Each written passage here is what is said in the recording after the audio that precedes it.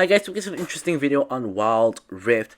So we're back with a very interesting Xayah supplementary guide, because today we'll be taking a look at Lethality Xayah. Now right off at the start of the video, I did see a certain other YouTuber doing Lethality Xayah as well. I have not actually watched that video yet, but I did record this gameplay footage like 3 days ago, but because I already had a lot of daily content releasing, and I still do. This will be coming out probably 2 days after I record it. But yeah, so this is not a novel idea. Now the idea of Lethality Xayah actually comes from League PC, where Xayah is a very meta champion alongside Jinx and Aphelios, and she likes to build this mythic item Eclipse and then go into lethality.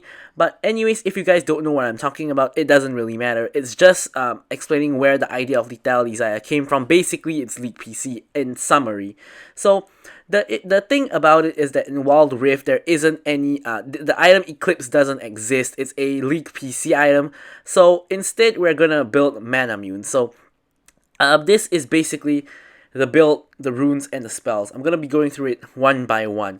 So first up, you want to start off with the Manamune, and you build the entire Manamune right off the bat. Now, of course, Manamune takes relatively long to charge up, and therefore you want to actually build it first so you can begin charging it up. The only person that really charges it really fast is Ezreal. Basically, anybody who's not Ezreal is going to be taking some time to charge up the Manamune, so you want to get that Manamune first.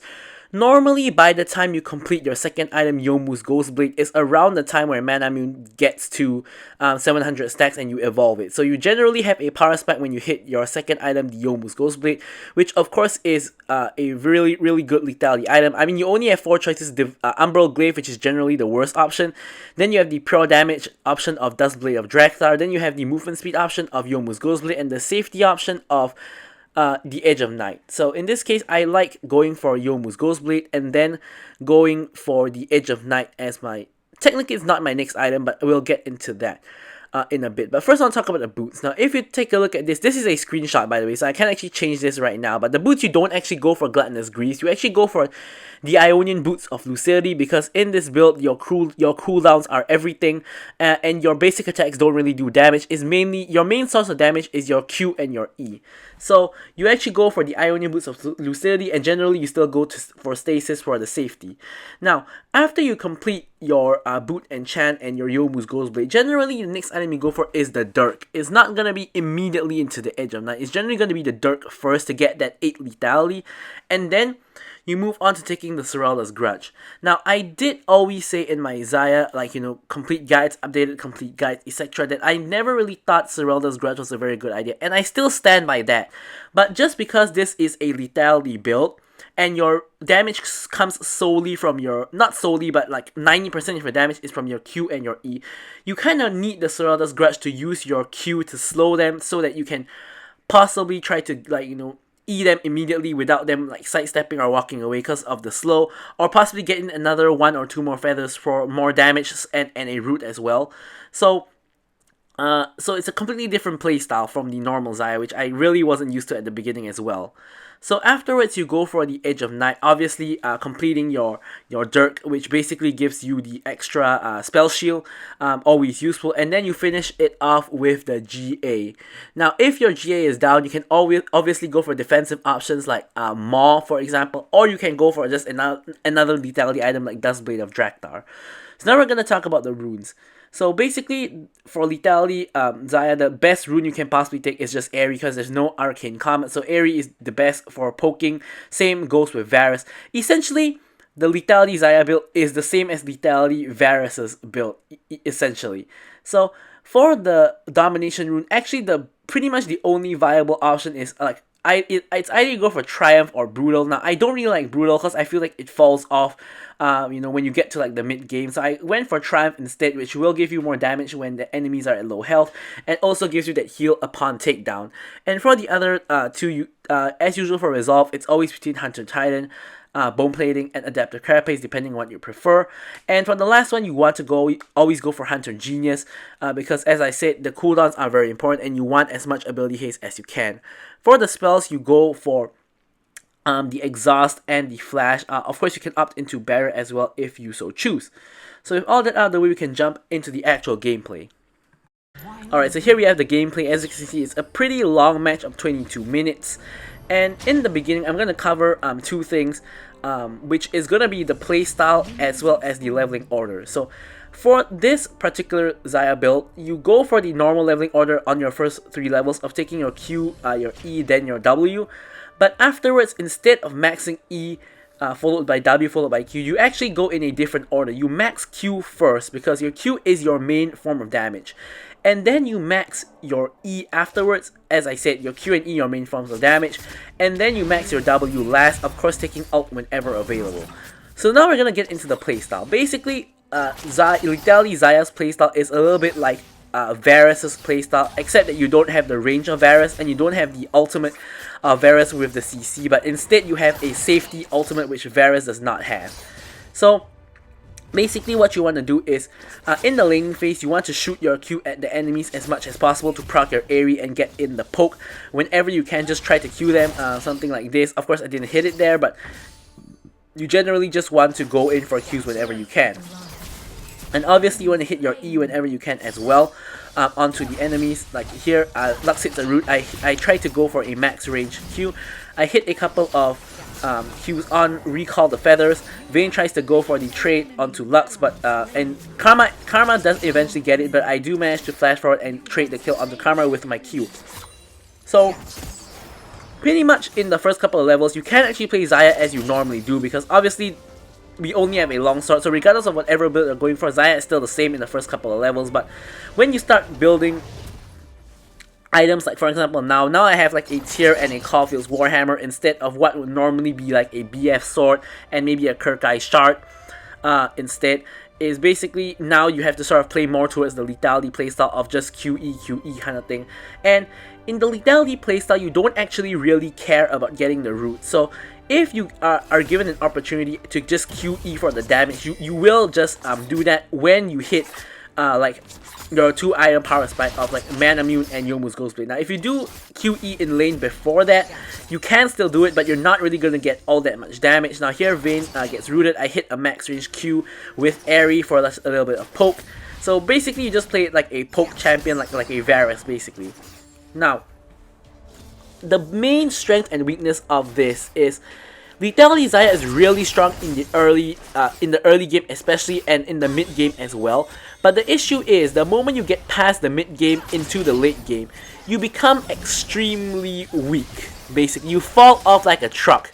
Unlike the normal attack speed crit Xayah, with Lethality Xayah you fall off like a truck, and you really start doing like I wouldn't say no damage, you still do damage, but it just feels like everybody is doing more damage than you, and you will see that a little bit later on into the game. As you can see, this game is 20 minutes long, 22 minutes long actually, so we will get to that point where we fall off. So I feel that this game is a really good game to demonstrate both the strengths of Lethality Xayah and why she is that good, but it also goes on long enough to show the weaknesses of Lethality Xayah. I found that, you know, this kind of video is going to be really good because it shows you both the good and the bad in just one single gameplay, instead of just showing you a stompy game where I win on Lethality Xayah in 10 minutes, for example, where it just looks like so strong. I feel that it's better to just show a game which goes longer, which shows you how bad she really is in the late stages of the game, and you know what you can try to do about it, which is not that much essentially. But yeah, we will get to that stage. So with all that said, so far, basically my final conclusion of Lethality Xayah is basically that if you want to play Lethality Xayah, you might as well just play Varus building Lethality, because essentially what you're trading for with Xayah is you're trading the range for safety. So Varus has really long range piercing arrows, so he can position very safely, whereas Xayah has to be a lot closer to poke. But the difference is that Xayah does have that ultimate that makes her invulnerable for like about 1.5 seconds, whereas Varus instead has a teamfight ultimate. Now I think overall, if I were to choose between these two champions, I would choose to play Varus with that long range and with that teamfight ultimate instead of playing Xayah with that safety tool. Instead, for just, you know, purely lethality in terms of lethality aspects. So I don't think I'll be playing Lethality Xayah again unless they, you know, add Eclipse into Wild Rift or some major change that makes lethality items really strong or something like that. But if nothing changes, I won't be playing Lethality Xayah anymore. I just wanted to play it out, firstly, to try it because I was inspired by Elite PC, and secondly, also so I could make a video on it to, you know, talk to you guys about it. So here, the enemy team has managed to take the dragon. Here I'm flashing forward to try to get the kill onto the Fizz, and I end up having to pop my ult to get the kill. Now, I found that on Lethality Xayah, there are a lot more instances, at least compared to normal Xayah, where you actually use your ultimate just to finish off an enemy, because your ultimate does have more range than your auto attack. So sometimes they're barely out of range of your auto attack in their 1 HP. You can actually just ult for the final hit onto them, which of course I don't really recommend using your ult for damage still, whether you're playing Lethality Xayah or crit attack speed Xayah. However, sometimes, you know, you want to get the kill, you have to use whatever you have at your disposal. In this case, it's the ultimate, so sometimes you just gotta pop that ultimate to get the kill. But of course, you will always know that there is a trade-off, that if you pop your ultimate to get a kill, you won't have it to use it to protect yourself in the future. So now the enemy team is, and my team is sort of going for the Rift Herald. So in the meantime, we managed to get a 2v1 against the Vayne over here, since the Karma actually roamed toward the Rift Herald. So we do manage to secure the first tower. So now, as you guys can see, at this point I'm 4-0-2, no deaths yet, 4 kills, Mana Immune completed, Serrated Dirk and Caulfield's Warhammer completed, almost toward my Youmuu's Ghostblade. So at this point in the game, we're really strong, we're doing really well, and it's all golden, everything's all good so far. But you know, as I said, you know, playing Lethality Xayah is like playing on a timer. It's like self-imposing, like having a scaling, a non-scaling champion like Draven. Like, so you're self-imposing a Draven debuff on yourself, which I really don't think make that much sense in the grand scheme of things, unless it really is that strong, which it actually isn't. So as I said, this was all for experimentation, and it was, you know, just for fun. I was of course playing it in ranked, because I really don't believe in playing these kind of picks in PvP. Of course, to test it out and to learn it, yes, it does make sense, but in PvP, you know, people don't really play so seriously. Now, I am playing seriously, I am tryharding, it's just that I'm going for what some people might say a troll build, but I don't really think it's a troll build. I think it's an alternative build, but I think it's definitely, I can conclusively say it is not the optimal build. So regardless, here I sort of pull up behind on the team fight. They go in on the Lux goes down, Twisted Fate's running for the hills, and I'm running for the hills as well, because Corki is in on the chase.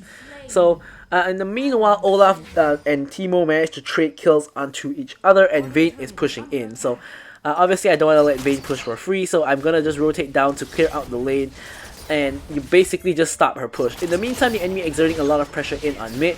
Lee Sin comes in for the gank on the Vayne, and basically Vayne just dies, essentially. So she condemns me away, so allows Lee Sin to pick up the kill. Who is that?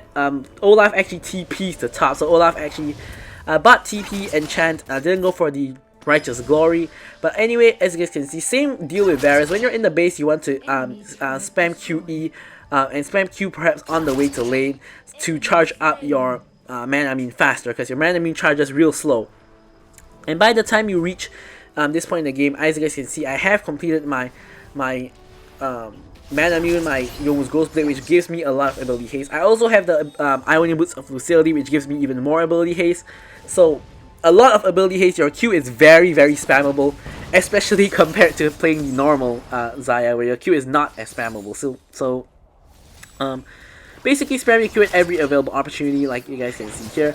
I get my E down to get damage onto the Corki. As I said, you don't have to stack up 3 stacks, you just want to QE whoever you can hit, because your E is generally quite difficult to hit sometimes, because, you know, not every enemy is gonna just stand there and allow you to hit, especially when most people know what Xayah does. So there you see I QE onto the Fizz. I out Fizz's ultimate to basically immune the Fizz ultimate. That's the really good part about Xayah, is she kinda hard counters champions like Zed and Fizz. Here I find myself in a 1v1 against Corki, and I eventually managed to sort of come out on top, because he does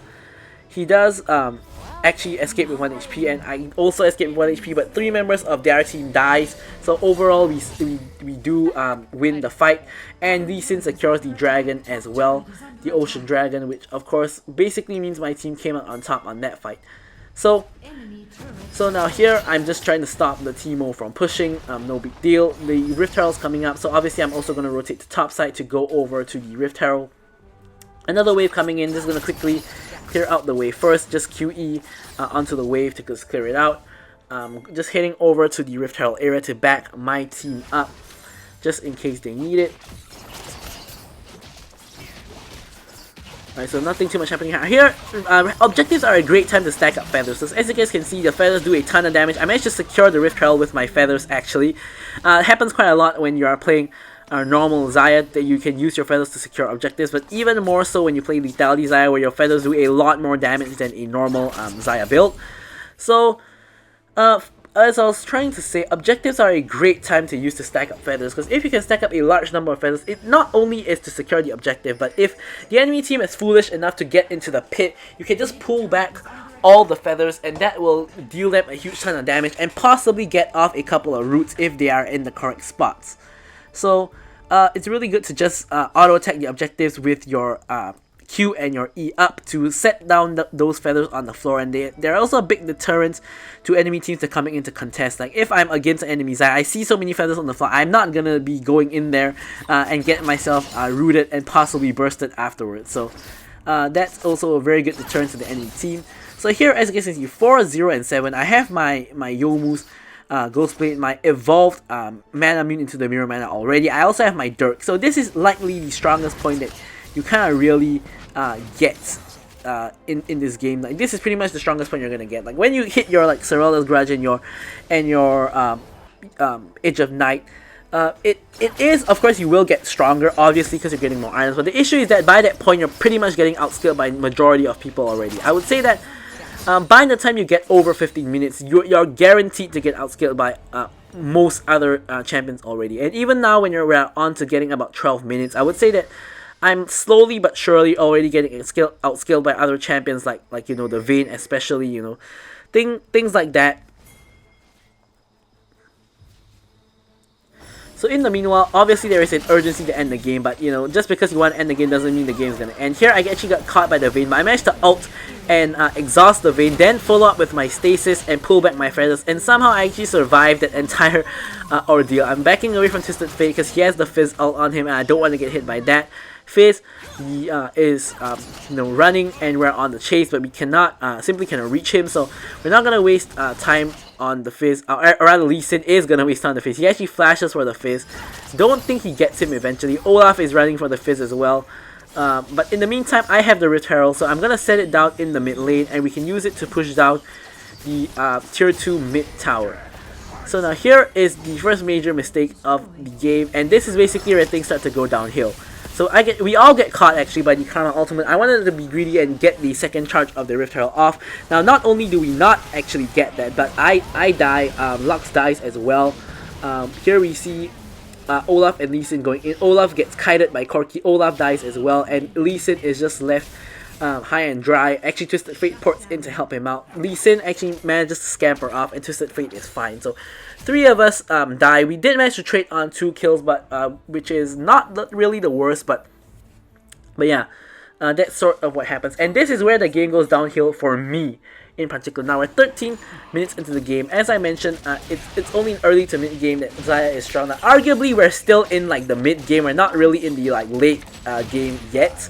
We're still in the mid game, but you will see that basically by this point I have sort of fallen off already, which is sort of the issue with Xayah. So here, somehow Corki manages to steal the dragon, even though Lee Sin is in the pit with his smite up and available. You know, these things happen sometimes. Here, I get condemned into the wall by the Vayne, and essentially, I respawn and walk to the dragon pit and immediately just die again. So essentially it's just 2 deaths back to back. Now here is where I really feel that, oh man, like Lethality Xayah has just fallen off. Like I don't feel like I'm doing that much damage anymore. I feel like Vayne is doing way more than me, and Vayne is only at 2 items, and her first 2 items are the Wit's End and the Bork. So it's not like she's building like, you know, some like Storm Razor or something.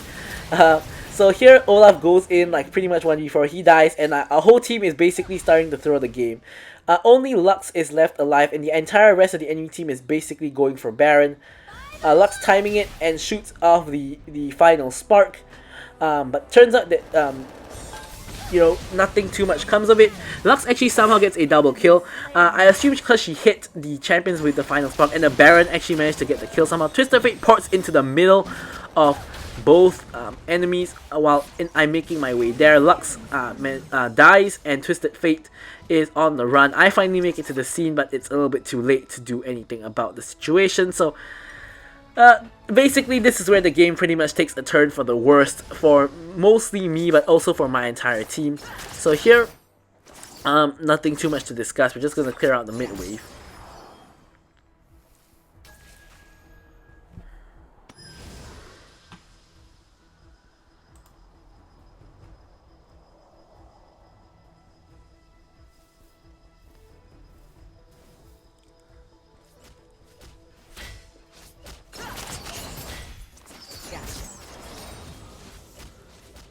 Alright, so still pretty much nothing happening, which is why I'm not really saying anything. So here, we're looking to back to recall, but we see a fight sort of breaking out here. We get hit by the Teemo Blind, but Lethality Xayah doesn't actually care about Teemo Blind because I don't really auto-attack all that much. So here I ult because Vayne is right next to me. She still manages to condemn me into the wall. I stasis, but no one is actually going to help me against her, so I do instantly just get popped by the Vayne. And pretty much everybody in the team is just dying. There goes the Lee Sin. Lux cannot really do anything about it 1v3. So she's gonna have to run, especially with a Vayne in the vicinity who can pretty much just run her down if she's too overextended. So yeah, basically my team essentially just starts throwing the game. Essentially, we had like about a 3 to 4k goal lead for the majority of the game, almost the entire game. But we're slowly throwing the game, and the goal lead is now about just 1k. Very nice binding by Lux to hit Karma right under the tower as the minion dies. She tanks a tower shot and the Lux ultimate, and she dies. So Lux does actually manage to salvage the situation somewhat, but there's not too much she can do. Olaf TPs to try to flank the Vayne.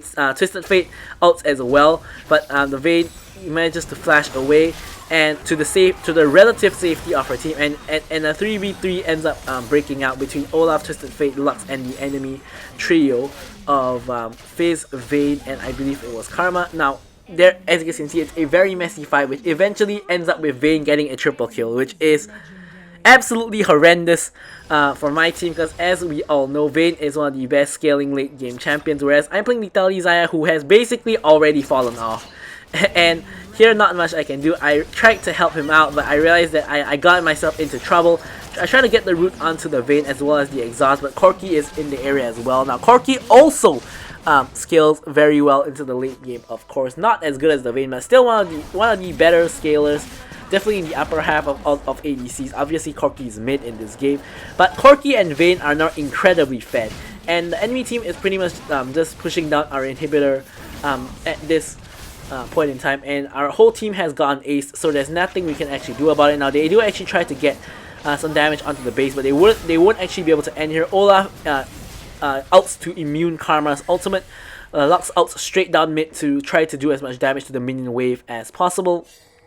And from a game that we were basically winning, we're now barely trying to hang on and not lose the game, basically. So here you can really see, of course this also is partially because of my team's actions, but here you can see how on my end, Lethality Xayah really isn't very good. I've basically gone from 4-0 to 4-4 essentially.